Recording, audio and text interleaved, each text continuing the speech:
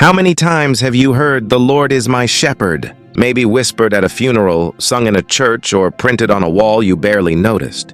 But what if I told you those 6 short verses carry a secret so powerful it could realign your faith, your focus, and your future? Psalm 23 isn't just comfort for the hurting. It's a revelation of divine order, a map of how heaven moves in your life when you truly let the shepherd lead. David didn't write Psalm 23 from a palace. He wrote it from experience in the wild, broken, hunted, humbled, yet protected. He discovered a truth most people miss. Peace is not found in control. It's found in surrender. If you're watching this, it's not an accident. The shepherd is calling your name through this message. By the end, you won't just know Psalm 23, you'll live it. I want you to type this in the comments. "The Lord is my shepherd. I already have everything I need. Now, lean in." Let's unlock the mystery that has changed more lives than any poem ever written. The Lord is my shepherd. The secret of belonging. Before David claimed God as his shepherd, he was a forgotten boy in a field. Alone, unseen, guarding sheep that didn't even know his name. But in that hidden place, David learned something priceless. The shepherd knows his sheep.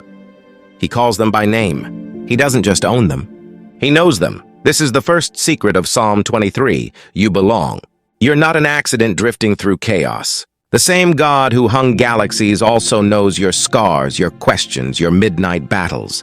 When David says, "The Lord is my shepherd," he isn't describing religion. He's describing relationship. The Hebrew word for shepherd means the one who tends, guards, and guides. It's intimate. It's hands-on. God isn't a distant deity watching from the clouds. He's the one walking through your valley, fighting off the wolves that stalk your soul. So when you feel unseen, remind your heart, the shepherd hasn't lost track of you. His eyes are on you, his staff is beside you, and his goodness is ahead of you. You are not abandoned. You are led. I shall not want. The secret of enough. Our culture screams more money, more followers, more validation. Yet the shepherd whispers one radical word, enough. When David said, "I shall not want," he wasn't saying he'd get everything he desired.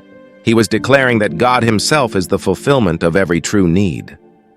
The Hebrew word for want means to lack or be incomplete. David is saying, in him, nothing essential is missing. Provision isn't about having abundance in your bank account. It's about having abundance in your soul. The world tells you scarcity defines your limits. But the shepherd says, "You will never lack what I have destined for you." Think about the Israelites in the desert. They had no farms, no markets, yet heaven itself rained bread. God didn't just provide food. He provided faith. The shepherd's supply doesn't depend on your paycheck, your position, or your performance. It flows from his presence. So today, silence the anxiety that says, "I'm not enough." Breathe this truth. My shepherd provides everything I truly need. When you trust his care, your life shifts from survival to satisfaction. He makes me lie down in green pastures, the secret of divine rest. Rest isn't weakness. It's warfare. In a world addicted to busyness, God's command to rest is rebellion against fear. Sheep don't lie down easily. They must feel safe, satisfied, and secure. So when David says, "He makes me lie down," he's revealing a tender reality. Sometimes God will slow you down to save your soul. Maybe that delay, that closed door, that quiet season isn't punishment. It's protection. God knows that exhaustion kills dreams faster than failure. The shepherd isn't impressed by how fast you move. He's concerned with how well you breathe. Green pastures don't mean luxury, they mean nourishment. The shepherd brings you to places that feed your spirit, not your ego. He invites you to stop striving long enough to remember you are not your accomplishments. Today, if life feels heavy, hear this whisper. Lie down. Rest. I've got you. Because real rest isn't about doing nothing. It's about trusting someone. When you learn to rest in his presence, anxiety loses its power, and your soul starts to heal. He leads me beside still waters, the secret of peace. Peace isn't the absence of problems, it's the presence of the shepherd. Sheep fear rushing water because it can drown them. So the shepherd leads them to calm streams, not because there's no danger, but because he knows where safety flows. Likewise, God isn't promising a storm-free life. He's promising peace in the middle of the storm. Still waters symbolize spiritual clarity. When your soul is noisy with worry, his spirit says, "Be still and know that I am God." Psalm 46:10. Peace begins where striving ends. You might be standing in the floodwaters of uncertainty, but if he's leading, you won't drown. You'll drink.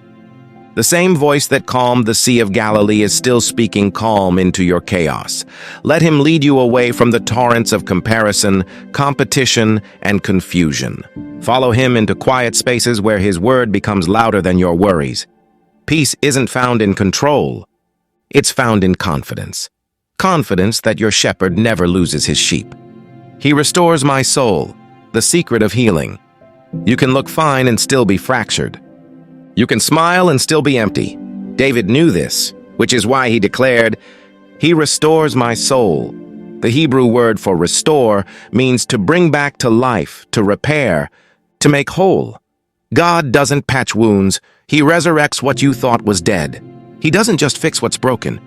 He forges it into something unbreakable. When life knocks you down, the shepherd doesn't stand over you. He kneels beside you. He lifts you from the dust, brushes off your shame, and whispers, "We're not done." Think of Peter after his failure, or Job after his loss. God's restoration always gives back more than what was taken. You might have lost confidence, time, or relationships, but restoration is already in motion. Let this be your healing declaration. My soul will rise again. Because when the shepherd restores, he restores joy, peace, and purpose. Not just survival.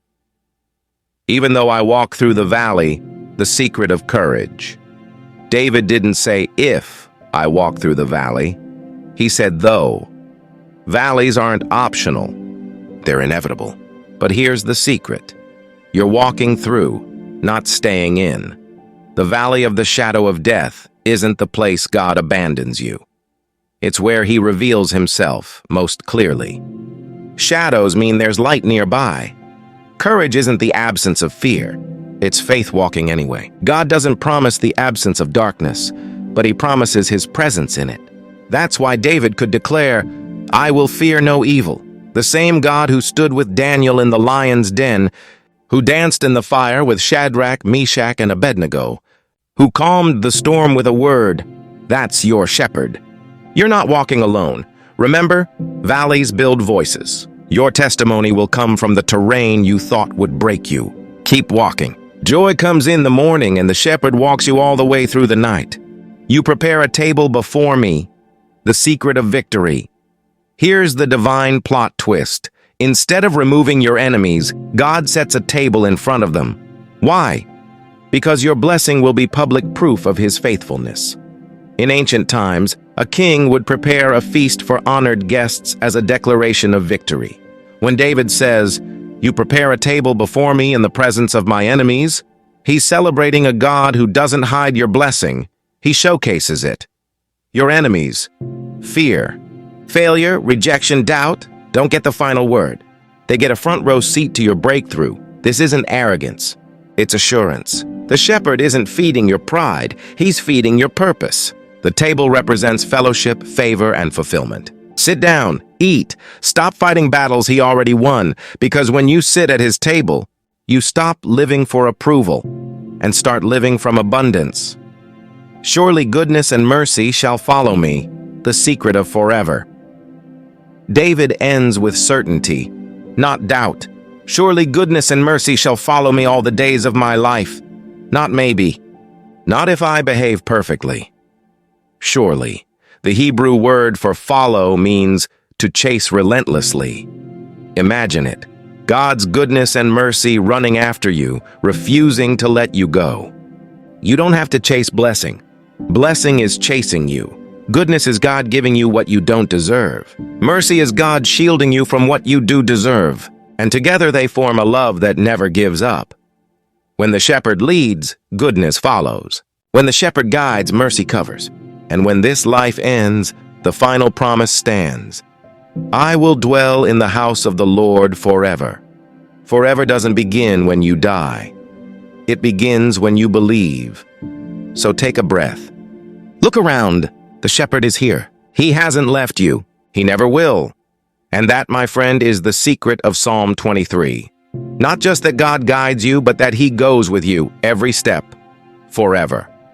Now you know the secret. Psalm 23 was never meant to be a poem for the dying. It's a pathway for the living. Every line is a footprint of a shepherd who never walks away. He provides. He restores. He protects. He leads. And when the shadows fall, He doesn't point from a distance. He walks beside you. The same shepherd who found David in the wilderness is the one watching over you right now. He knows your valley. He knows your fears. He knows the weight you've been carrying quietly. And He's whispering, you don't have to fight alone anymore. You don't have to prove yourself.